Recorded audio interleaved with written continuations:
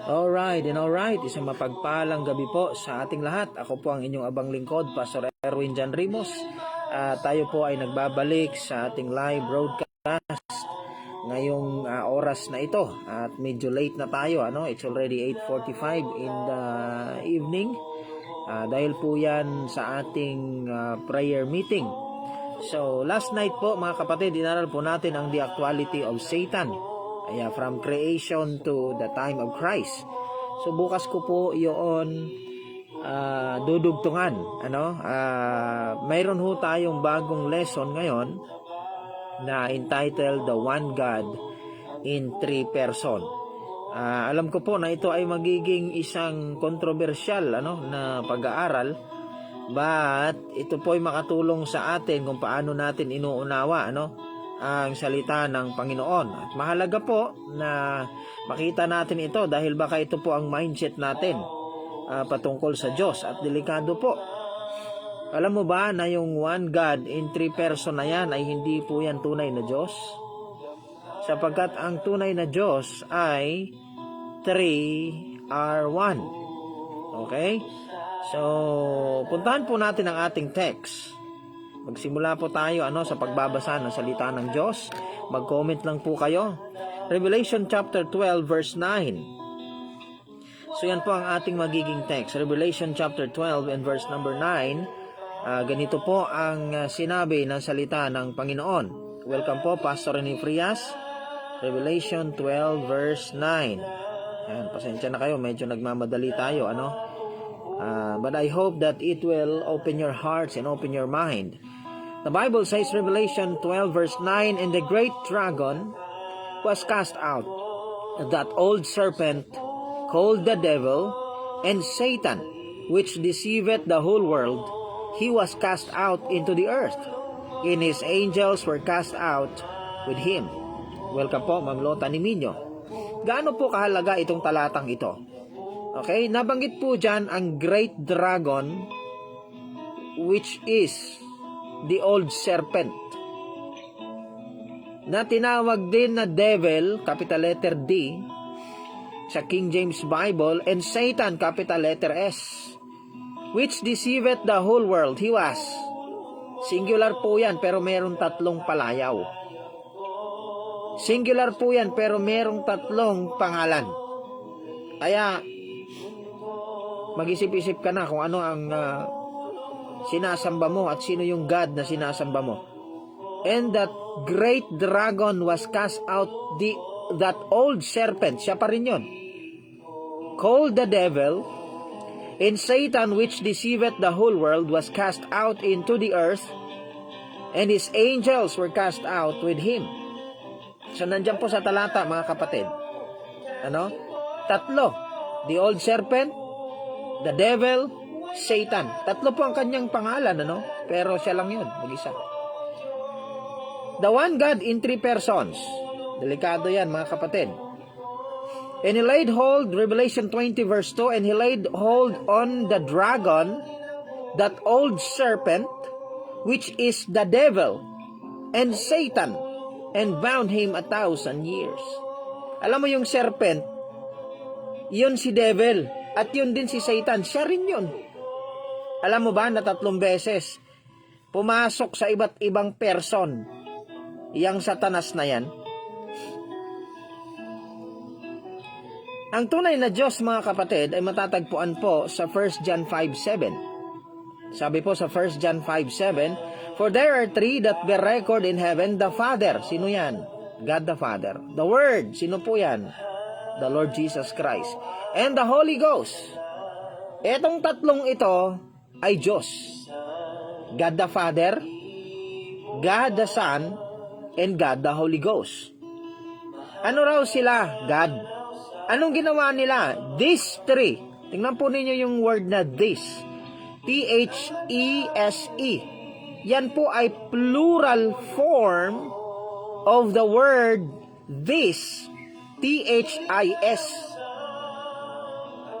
So yung tatlong yan, hindi po singular mga kapatid. Ang Father, Word, and Holy Ghost ay plural. Pero yung plural na yan na tinawag na Diyos ng Biblia ay are one. These three, this plural three are one. Plural din po yung are. Nang ibig sabihin itong tatlong ito ay nagkakaisa. Hindi po iisa, hindi pumasok sa isa, hindi isa sa tatlo, hindi tatlo sa isa. Okay, God is not 3 in 1 nor 1 in 3. Alam mo ba yung in na yan? Yung halimbawa, yung 3 in 1. The word in is a preposition na nagsasabi sa loob. Inside. So, hindi pwede 3 in 1. Yung tatlo pumasok sa isa o yung isa pumasok sa tatlo. Maling mindset po yan.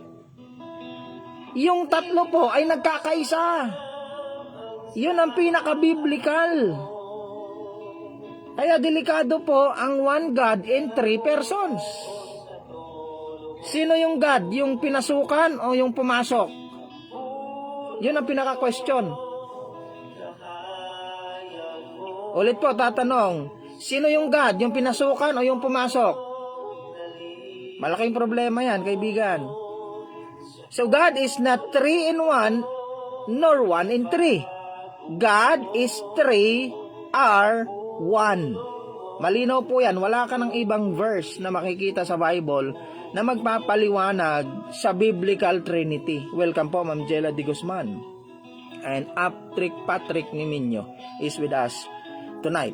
So, unang-una sa lahat, itong one God in 3 person ay mayroon pong history niyan. Satan in the old serpent. Ano po ang ginawa ni Satanas? Okay, sa actuality of Satan, galing po siya sa third heaven, binagsak po siya sa original earth, na kung saan si Lucifer ay yung first keeper. Okay, kiniotic yun, sinira yun ni Satanas. Yung inaral po natin na actuality. Pagdating sa Genesis chapter 3 verse 1, now the serpent was more subtle than any beast of the field. Pag sinabi pong beast of the field, a four-footed animals. So bahagi po ng four-footed animals ang beast na serpent. Okay? Kaya tama po yung picture na yung serpent na sinasabi sa Genesis chapter 3 ay isang dragon. Okay? Sinabi yan sa Revelation, the old serpent, which is the dragon. Okay? Dragon po yun, hindi yun ahas, ha? Mga bata, mali po yung ahas, hindi yun ahas, dragon po yun. Kayong mga teacher sa Sunday School sa mga bata, no? Huwag niyong ituro sa kanila na ahas yun. Nung kinurse ang serpent na dragon, naging ahas, natanggalan ng 4 na paa. Yun po ang katotohanan. Now the serpent was more subtle than any beast of the field. The word any, ibig sabihin yan ay belong to a group. Kasali doon yung serpent. Okay, Teacher Reyes is with us tonight. Which the Lord God hath made. Created din po itong serpent na ito, which is the dragon. Dragon po ito, hindi po ahas, ha. Naging ahas na lang nung siya ay kinurse na, ano? And he said unto the woman, yea, hath God said, ye shall not eat of every tree of the garden? Yun na, naloko na. Tinanong. Hindi mo ba talaga, hindi mo ba, sinabi ba ng Diyos na hindi mo makakain lahat ng bunga? Oh. Alam mo, pinagmimix-mix ni Satanas yung word of God, eh. Sabi ng Panginoon, lahat ng bunga pwede niyong kainin, except sa isa. Oh, si Satanas. Yung tanong niya, mali yung question, eh. Ha? Alam mo yung may mga pagkasatanas na pag-iisip, mali yung question. Oh, tingnan mo yung question ni Satanas dito sa woman. Yea, hath God said, ye shall not eat of every tree of the garden? Welcome po. Carl Friedrich Ribotazo is with us tonight. And Ma'am Los Biminda Jacob, of course. Mali po yung question nung dragon na serpent. Kasi yung instruction lahat pwede niyong kainin. Sana yung tanong po ng serpent, kung nag-iisip siya ng matino, talaga bang pinagbawal ng Panginoon? Saan daw yung dragon? Hindi nakikinig si Sir Carl Friedrich Ribotazo. Okay, nasa text po natin yan. Revelation chapter 20 verse 2, Revelation 12 verse 9. The serpent was the old dragon. Tita Suseto Rimonia, welcome po. Okay? So, salamat. Yan po yung verse, Revelation 12:9 and Revelation 20 verse 2. Tuloy po tayo mga kapatid. which the Lord God hath made. May pumasok na naman na intruder. Yan. Welcome po. Salamat sa inyong pagpasok. Maganda po yan. And he said unto the woman, Ye hath God said, Ye shall not eat of every tree of the garden. Tingnan nyo yung tanong, rhetorical yan. Medyo mali yung tanong. Okay? Verse 4. Verse 2 po. And the woman said, The serpent, we may eat of the fruit of the trees of the garden. Ayun, in-entertain niya yung maling tanong. 4. And the serpent said, unto the woman, Ye shall not surely die. Ayun. Kinontradict niya yung salita ng Panginoon. Okay? Serpent po ang nasa Genesis, hindi dragon. Sir Carl, mag-aral kayo ng salita ng Diyos. Yung revelation po na serpent na dragon is talking about the event on Genesis. Okay? Hayaan nyo lang po muna si Sir Carl. Siguro ito, medyo ngayon lang nagising ito. And the serpent said unto the woman, Ye shall not surely die. Tingnan po ninyo, 13. And the Lord God said unto the woman, What is that thou hast done? The woman said, The serpent beguiled me. Ano pong ginawa? Yung serpent na yun, mga kapatid, yun mismo si Satan. Pumasok si Satan sa serpent. Okay? That one God possessed. The old serpent. Sino yung pumasok sa old serpent? Si Satanas. Welcome po, Kuya Lester Kumawas Francisco from Bacolod City. O ngayon, magtatanong, saan yan sa Genesis na pinoses na naman ng Satanas yung serpent? Ganyan talaga pagka mga walang common sense, Huwag nyo po ibahin. Igan, wag ko umiwas, igan. The word of Genesis ay serpent. Ganyan talaga pag ang inaral mo ay Genesis lang. Mag-aral ka ng Genesis to Revelation about kay Satan. Kahit na anong gawin mo, pag ganyan lang yung pag-aaral mo, kaibigan, hanggang dyan ka lang. Okay, so number 1, mga kapatid, Satan in the old serpent. Pumasok po si Satanas sa old serpent. Kaya yung one God in 3 person na yan, delikado yan. Arlen Escobedo is with us tonight.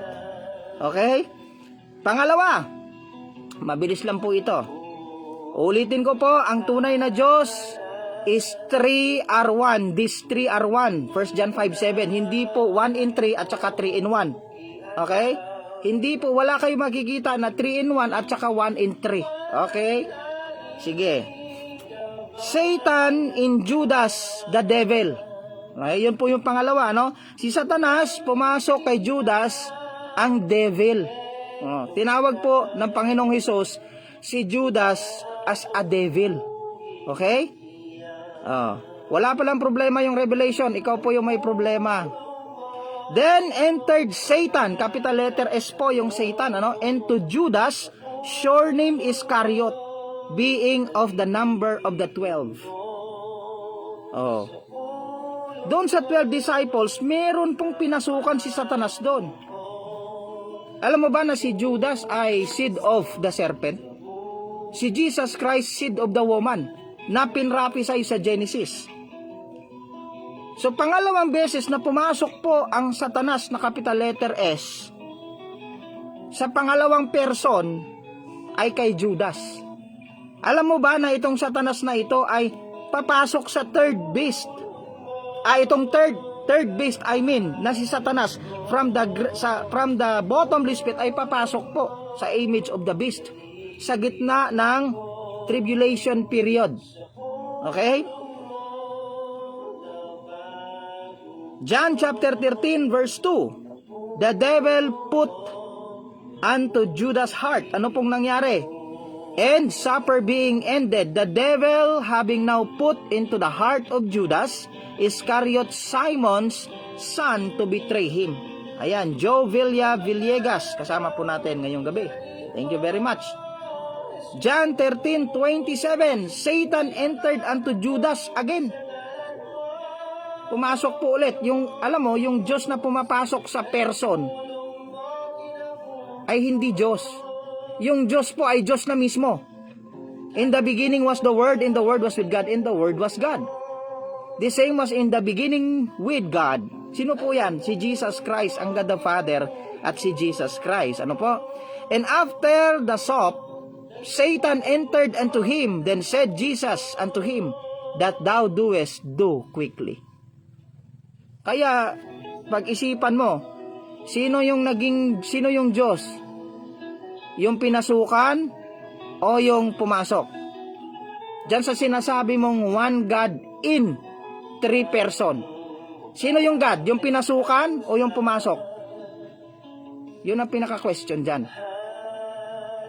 If you are a oneness believer o monotheist believer, iisipin mo na yung one na yan ay number. Pag-aralan mo yung salitang one, meron niyang 5 ibig sabihin. Okay? John 13:27, Satan entered unto Judas. John 6:70, Jesus answered them, have not I chosen you 12? And one of you is a devil. Pagka kinunek mo yan sa Acts 1:25, kung hindi po ako nagkakamali, si Judas po ay may sariling lugar pagkatapos na siya ay namatay. Acts 1, tingnan po natin. Okay, verse 25.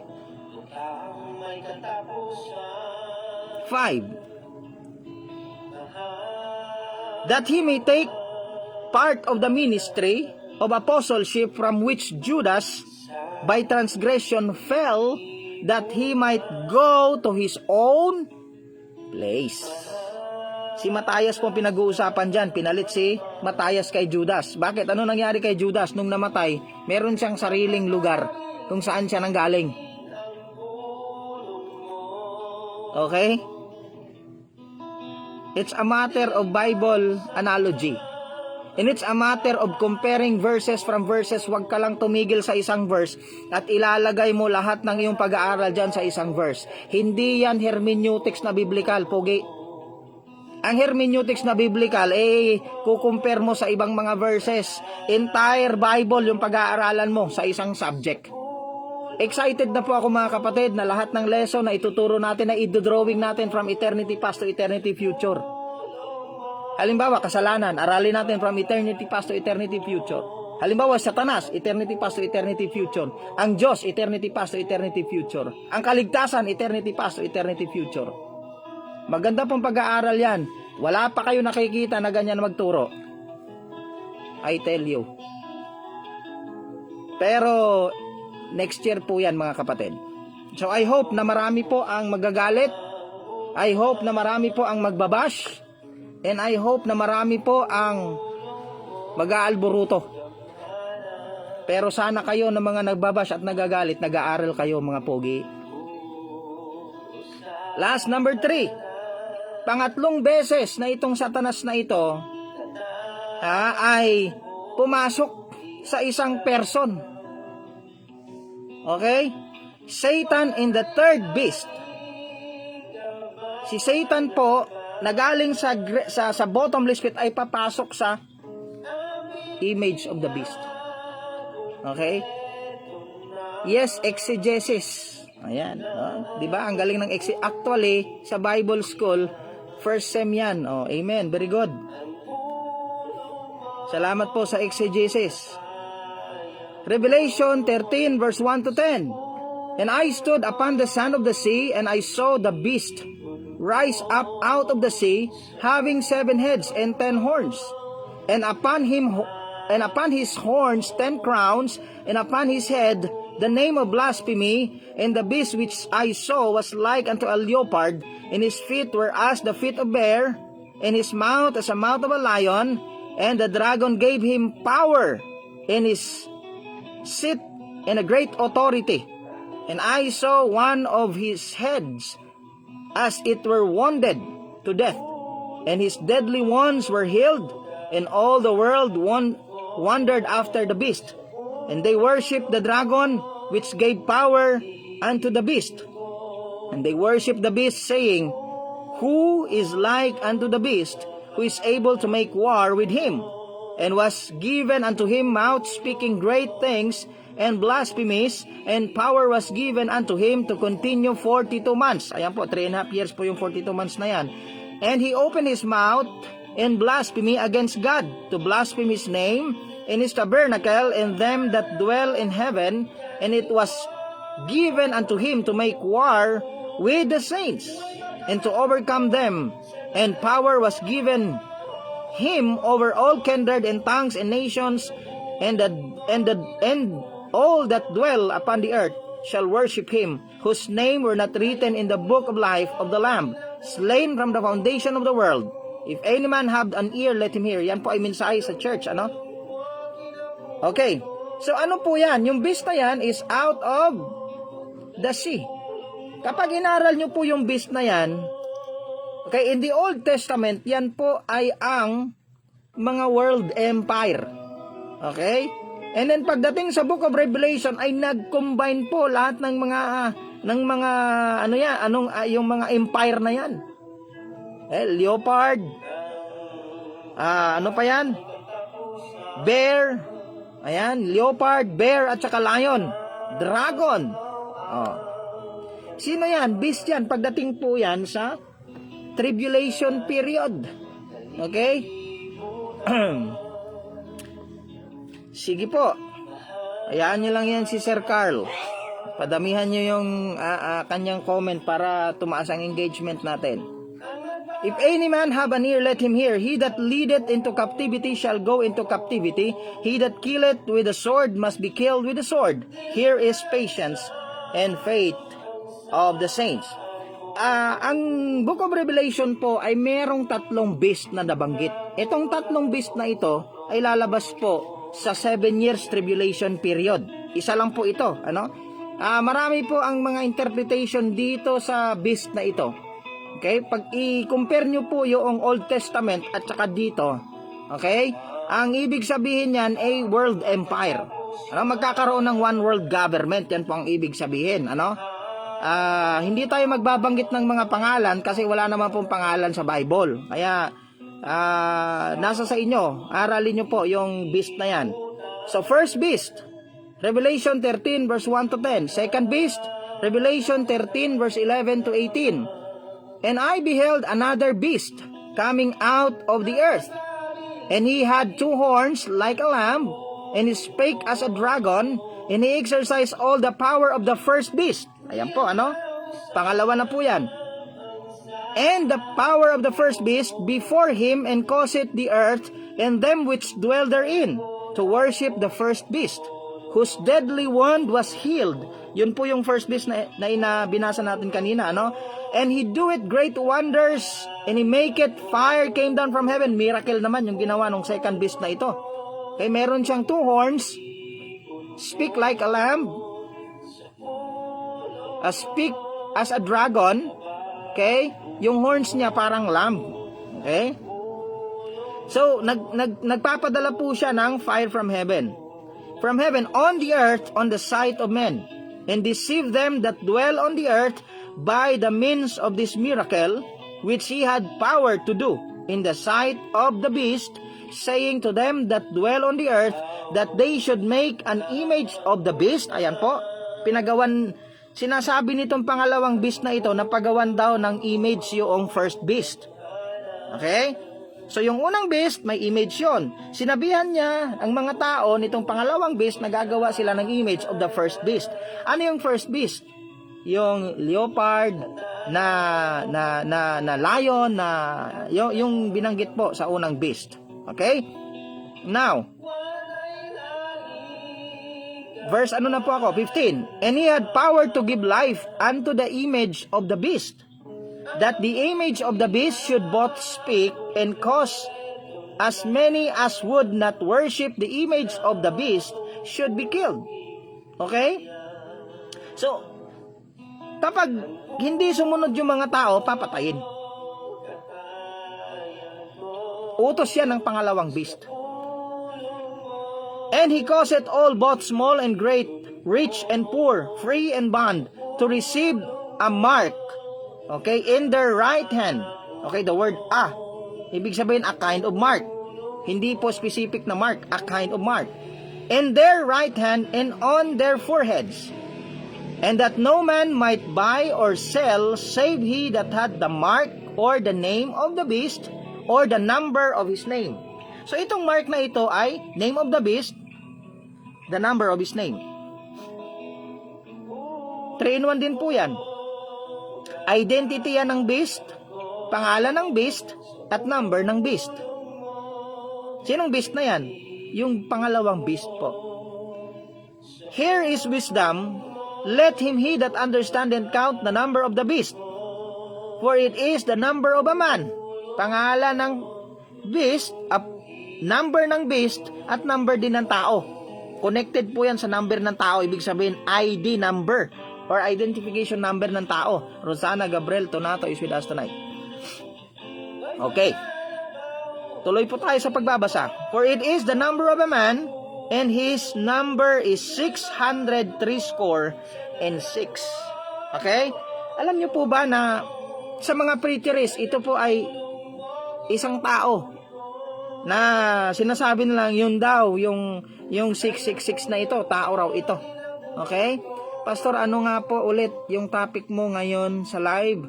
Okay, ang topic ko po ay the one God in 3 person. The one small G God na pumasok po sa 3 person, which is Satan, pumasok sa 3 person. Una, pinasukan niya po ang serpent. Pangalawa, pinasukan niya si Judas. Pangatlo, sa gitna ng tribulation period, itong si Satanas na ito ay papasok po sa third beast.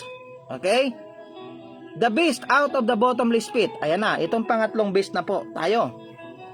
So una, the first beast, yung may image from the sea.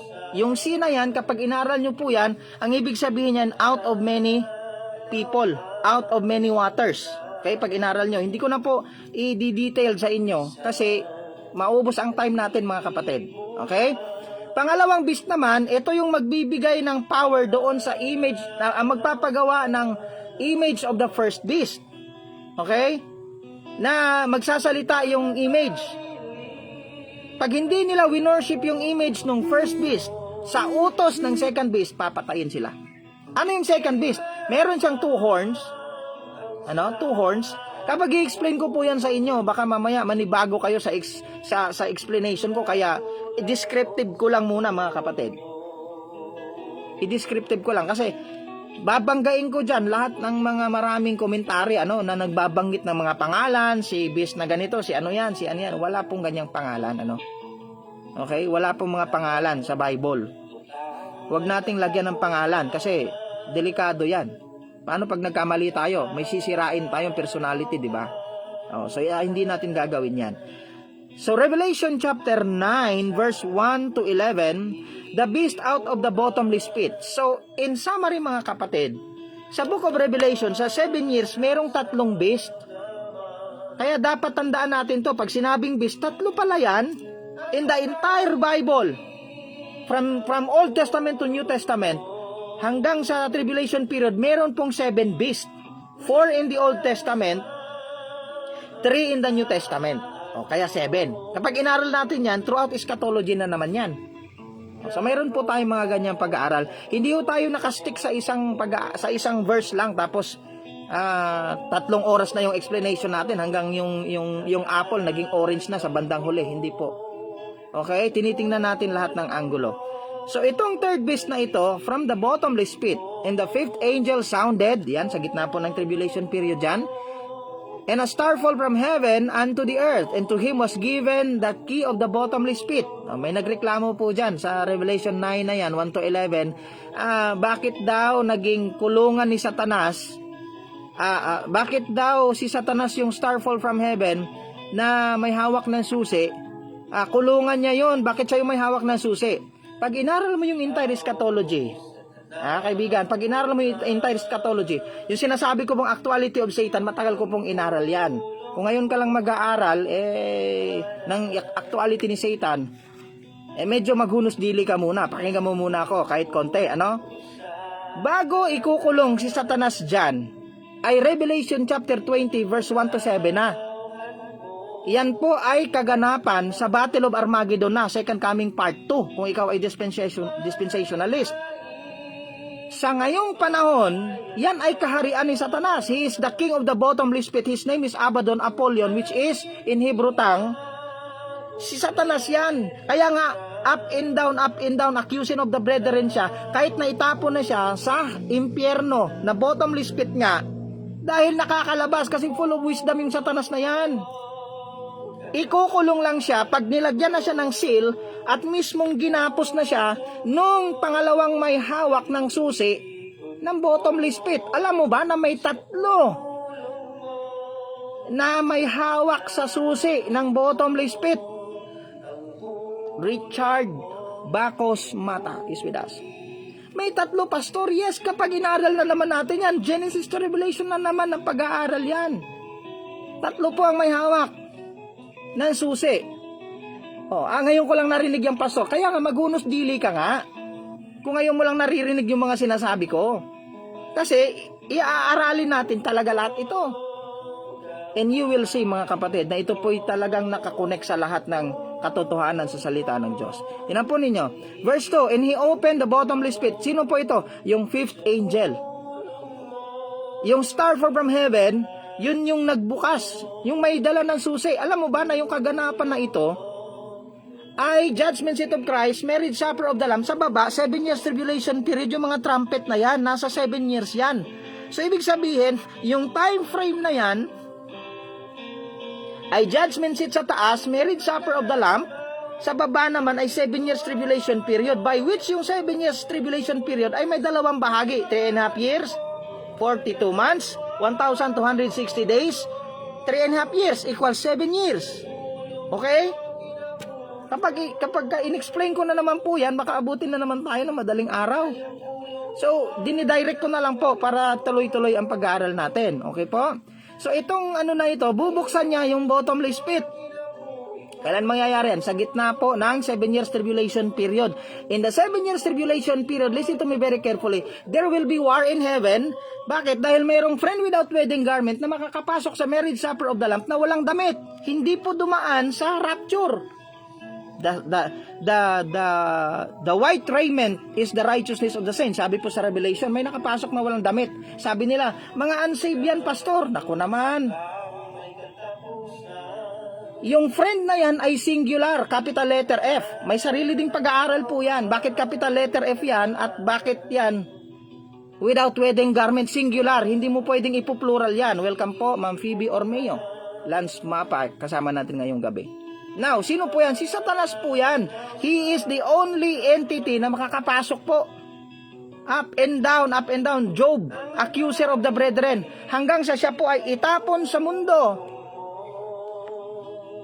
Hindi pa po siya ikukulong dyan kasi kalagitnaan pala po ng tribulation period dyan. Ikukulong pa lang siya, ikukulong po siya sa bottomless pit sa katapusan na ng 7 years tribulation period kapag nangyari na ang Battle of Armageddon. Kaya importante na alam mo yung mga kaganapan.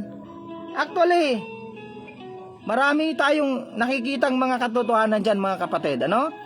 And there came out of the smoke. I am reading Revelation 9 verse 3. Locusts upon the earth, and unto them was given power as the scorpion of the earth, and have power, and it was commanded that they should not hurt the grass of the earth, neither the green thing, neither any tree, but only those men which have not the seal of God in their foreheads. Yung walang tatak po ng Diyos.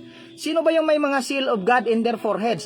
The 144,000 remnant, yung may mga seal of God. Sino yun? Yung mga firstborn na pawa mga lalaki na 144,000 from the 12 tribes, 12,000 every tribe. Okay, may sariling study din po yan. Hindi yan yung mga nagsasabing sila Roy, yung 144,000 na maliligtas. Mali yung mindset na yan. Yung 144,000 pawang mga lalaki, firstborn, virgin, hindi sila pakigsiping sa mga babae, firstborn, panganay lahat. Yan po ang specification ng 144,000. Kaya kung umaasa ka, nakasama ka dyan, hindi ka kasama dyan. Yun yung may mga seal of God in their foreheads. And to them it was given that they should not kill them, but that they should be tormented 5 months, and their torment as a torment of a scorpion.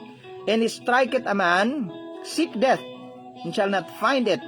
Ganyan po kahirap yung 5 months na torture nung mga demonyong pinakawalan galing sa bottomless pit ng tinawag na star fall from heaven. Sino yon? Alam mo kung sino yung nakakapasok? Si Satanas nga, because he is the king of the bottomless pit ngayon. Bakit mayroon siyang daladalang susi? Kasi yung mga demonyo na yan ay nakapadlock. Jude 1:6. Chain under darkness po mga yan. Sino mga yan? Yan yung mga angels na sons of God na sumiping sa Genesis chapter 6. Ang dami-dami mo naman sinasabi, Pastor. Kaya nga, magunos dili ka nga. If you want to correct what I am saying, makinig kang mabuti. I-download mo yung live na ito, kunin mo yung mga verses, lahat na sinabi ko, at yan, pag-compare mo, para basahin mo, aralin mo. Tumpak na tumpak yan sa eschatology natin, kaibigan. Bago mo pa tinatanong yung tanong mo, natanong ko na rin yan sa sarili ko. Revelation 11 verse 7. And when they shall have finished their testimony. Sino po ito? 2 witnesses. Moses and Elijah. Hindi po yan si John the Beloved. Hindi po yan si John na nagsulat ng Revelation, ha, gaya na nakikita po natin sa Reels. Nagsulat daw ng Revelation, buhay pa si John. Yung 2 witnesses po na yan, malinaw na si Moses and Elijah. Bakit? Kasi 2 olive trees. May power ba si John the Beloved na mag-turn ng water into blood? May power ba si John the Beloved na magpapigil ng ulan for more than 3 years? Wala. O, bakit mo ilalagay si John the Beloved, the writer of the book of Revelation? O, out of coverage area ka. O, yun lang po yung diyan. Hindi po si John the Beloved yan na kasama ni Moses, Okay. So it was Moses and Elijah. Kasama po natin Pastor Sunny Guerrero from Batangas. Ayan. Welcome po. So itong papatay sa 2 witnesses after 1,260 days ng kanilang prophecy. Equivalent yan to 3.5 years. Okay? Yung beast from the bottomless pit lalabas. Siya na mismo, pinalabas niya muna yung mga di ba?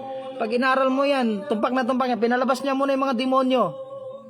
Yung pinakahuling pinalabas niya, sarili niya. And, sabi dyan, and that the beast that ascended out of the bottomless pit.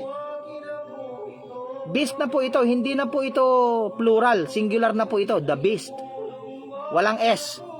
Okay? Titingnan nyo po ang singular at saka plural, mahalaga po yan sa Bible. Huwag lang tayong aanga-anga sa pagbabasa po natin ng Bible. Shall make war against them and shall overcome them and kill them. Okay? So sana ba yung pumasok, Pastor? Basahin natin hanggang 11 pala yung Revelation 9. Tingnan natin.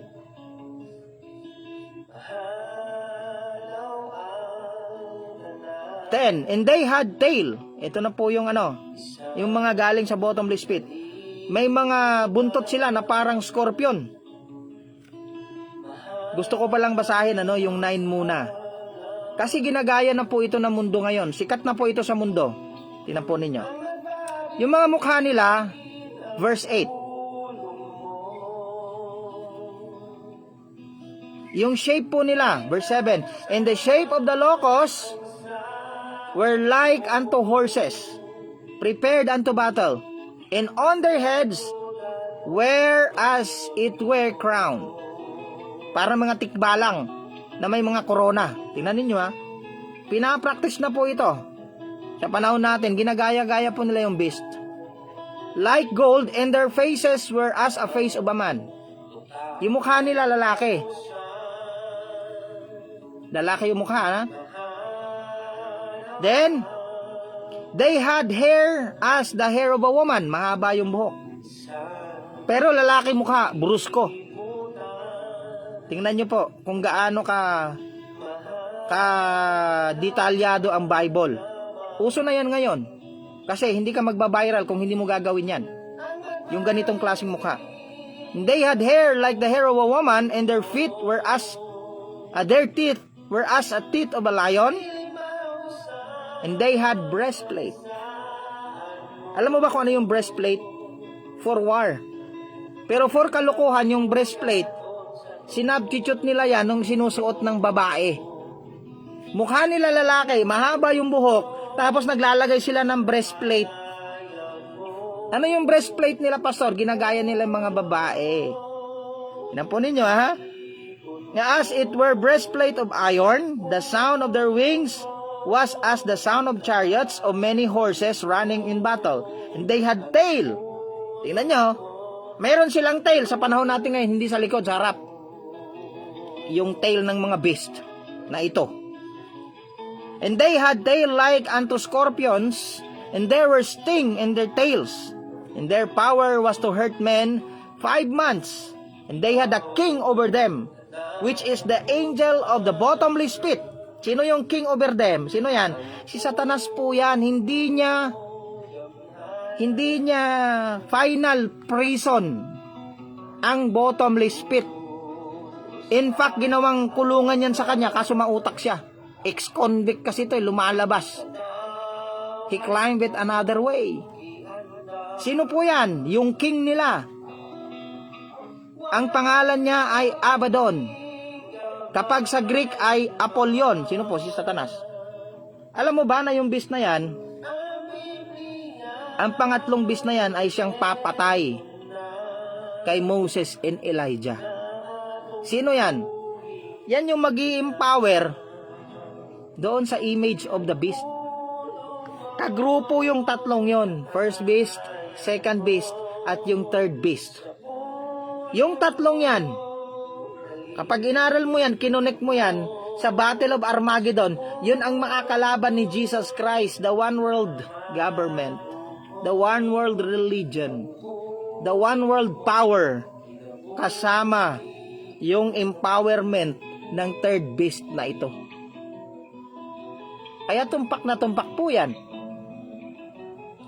Alam mo ba na yung pumasok doon sa image of the beast, na magsasalita yung image of the beast? Pag inaral nyo po yung mga detalye sa binigay ko lang na verse, aralin yung Revelation 13 verse hanggang matapos, Revelation 9, Revelation 11. Pag kinumpir nyo po yung mga yan, makikita nyo na ang mga bagay na ito is already formulated today. At mag-aantay na lang po yan ng Day of Redemption pag umalis na ang banal na espiritu. Ephesians 4:30, the man of sin will be revealed. Sino yung man of sin na yan? May pag-aaral na naman yan. So alam mo ba yung pumapasok sa person, hindi yun Diyos. Satanas yung pumapasok sa person. Yung Diyos po ay hindi niya na kailangan pumasok sa person kasi ang Diyos ay isang person. God is a person. God is omnipotent, omniscient, omnipresent, creator, all-powerful. Yun ang attributes ng Diyos. Hindi niya kailangan mag-possess pa. Kasi isa siyang person. You cannot combine any personality except through unity. Pag inaral po ang word na God, plural po yan. Pag inaral po yung word na Lord, capital L-O-R-D, plural pa rin po yan. Pag inaral po yung Lord na small, capital letter L, small o, small r, small d, plural pa rin yan. Pag inaral po yung Lord God, plural pa rin yung Lord God na yan. Ay bakit meron sinasabing there is one God? Unity po yon. Dalawa po ang ibig sabihin ng one. Tatlo pala. One as a number, one as unity, one as individuality. Tatlo po ang one. One God the Father, one Lord Jesus Christ. By one Spirit we are all baptized. Welcome po, Pastor Ernesto Magtulis. Sama natin ngayong gabi. Kapag inaral mo yung Bible, makikita mo si Jesus Christ nakaupo sa kanyang trono, ang Father nakaupo sa kanyang trono. Nasa right po ang trono ni Jesus Christ. Anong gagawin mo sa verse na yan? Naalala ko po year 2006. May nagtuturo na Amerikano. Ito lang naman po yung tinanong ko. God the Father has His throne. Jesus Christ has His own throne. Hebrews 1:8 at saka Hebrews 8:1. If there is only one God, number, numerical 1, if the Father has His own throne and Jesus Christ has His own throne, how many thrones are there in heaven? Hindi man nakasagot yon hanggang ngayon. Kasi pag sinabi pong God, uniplural, collective noun po yung God. Sa English, collective noun, ibig sabihin uniplural. Singular in form but plural in meaning. E ano yung Diyos, Pastor? 3R1, tatlo na nagkakaisa, yun ang pinakamaliwanag. Hindi po 1 in 3 at saka 3R, hindi po 3 in 1 at saka 1 in 3. Wala kang mahahanap na 1 in 3 at saka 3 in 1. Ano yan, kape?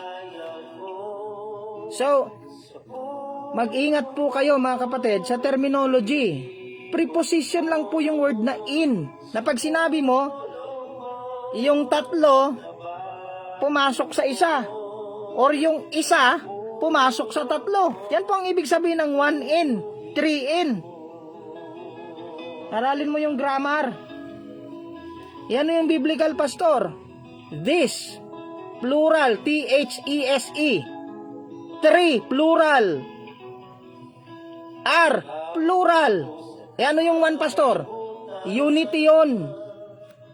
Kaya Trinity, 3 in unity ang ibig sabihin. Marami tayong pag-aaral. If I am not mistaken, to remember there are 7 approaches understanding the biblical Trinitarianism. Nire-respeto ko po kung paano mo inuunawa ang Trinity. Nire-respeto ko yan. Pero sana makinig ka. Dahil baka mali ang pagkaunawa mo. Hindi po mystery ang Diyos. Romans 1:20. 1:20 ba o 1:21?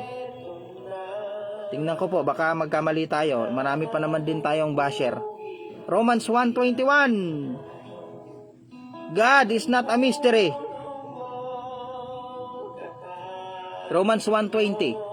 For the invisible things of Him from the creation of the world are clearly seen, being understood by the things that are made, even His eternal power and Godhead. Hindi po mystery ang Godhead, so that they are without excuse. Ang pagka-Diyos ay hindi po mystery. Ang ka-Diyosan ay hindi po mystery. Ang mystery po ay godliness. Great is the mystery of godliness. Welcome po, Joe Villegas. So, maraming salamat mga kapatid. Yan po ang ating lesson. Mag-ingat kayo sa yung mga forefathers po natin sa pananampalataya. Honest po sila. Sabi nila, hindi namin naiintindihan ang Diyos. Pero naniniwala kami sa God the Father, God the Son, and God the Holy Ghost. Eh, yung generation natin ngayon, masyadong mga tatalino.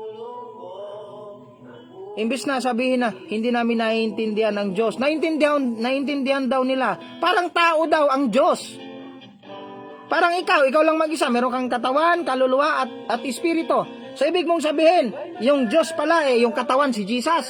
Yung kaluluwa, yung Father, yung espiritu, yung banal na espiritu. Saan mo makikita yon? Sa Bible. So ibig sabihin yung God the Father, God the Son, and God the Holy Ghost composes a one God. Composes a God. Nasaan na yung drawing nyo na triangle? Is not. God. Nasaan na yan? Tumama ka sa drawing, mali ka sa pagkaunawa. Kaya nga, tricycle. Kasi tatlo yung gulong. Meron bang tricycle na isang gulong?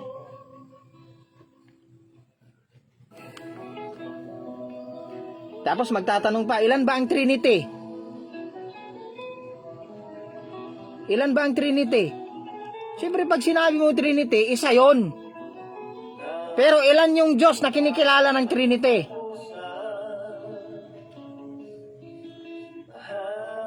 Magulo ka tapos kapag hindi mo na alam, sabihin mo na mystery.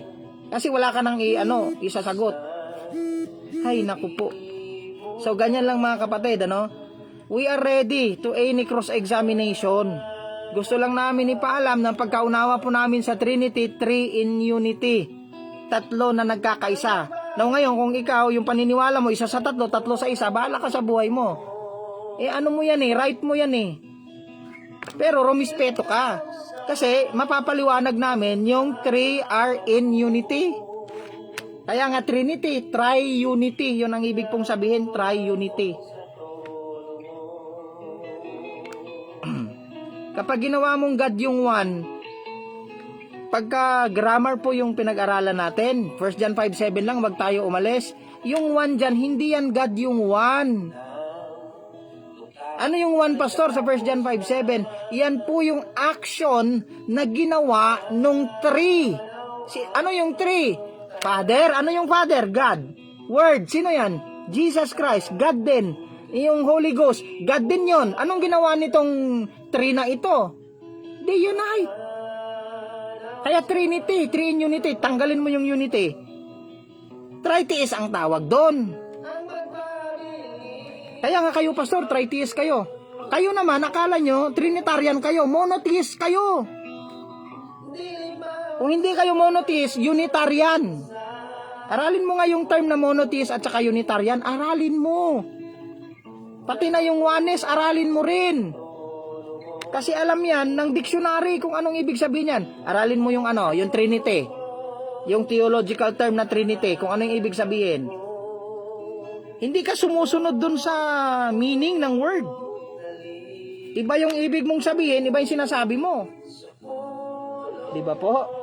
Kaya delikado po yung one God in 3 person at saka 3 person in one God. Ang biblical po dyan, 3 are 1. Kasi yung pumapasok po, hindi yan tunay na Diyos. Yung pumasok sa serpent, si Satan yun Yung pumasok kay Judas, si Satan. Si Judas ba si Satan? Hindi. Judas talaga siya. Yung pumasok sa kanya, yun ang Satan. Sana po may nakuha kayo. Kung yan ay maging challenge po sa inyo, maganda. Kung maging basher po kayo, damihan nyo. Nagpapataas po ako ng engagement. Kaya hindi po ako, I am not affected. Kahit na anong sabihin mo sa akin, kahit na sabihin mo pa, satanas ka, pastor, false prophet ka, okay lang yan. Okay lang yan, para dumagdag ka sa engagement dyan. Ikaw, wala ka naman purpose kung hindi ka mag-aaral Ako po, meron akong purpose na sinusunod. At meron akong covenant sa Panginoon. It is my covenant to the Lord. Kaya kung magiging basher ka, you are very welcome. If you want to take this lesson down, you need to understand first before you can take down any principle that you want to take down. Okay po? So, salamat sa lahat ng nanood. Welcome na welcome po kayo. I am not angry. Hindi po ako galit. Hindi po ako, pero dito matatamaan ka talaga rito. Kasi wala namang bayad to 30 days lang po ito. Later on, erase na po ito sa Facebook. Wala na tayong magagawa. If we are not monetized, our live broadcast will be deleted after 30 days. Kaya kung gusto mong maaral yan, i-download mo audio or somewhere na ganyan. Kasi ako wala po akong malaking storage, So, hayaan ko lang. Because I have my own study naman. In my gadgets, So, salamat po. Tayo po ay manalangin. Amang banal, dakilang Diyos, maraming pong salamat sa lesson ngayong gabi. Pagpalain niyong bawat isa. I-bless, pangunahan at bigyan po sila ng faithfulness sa kanilang paglilingkod. I-bless ang kanilang mga plano at mga purposes sa bawat araw na sila po'y bumabangon. Maraming salamat sa gabing ito. Ibinabalik namin ang kapurihan sa salamat in Jesus' name. Amen and amen. Magandang gabi po sa ating lahat. Tayo po ay magpasalamat sa Panginoon bago matulog for a great day that He has given us until tonight. Salamat and good night po. God bless sa ating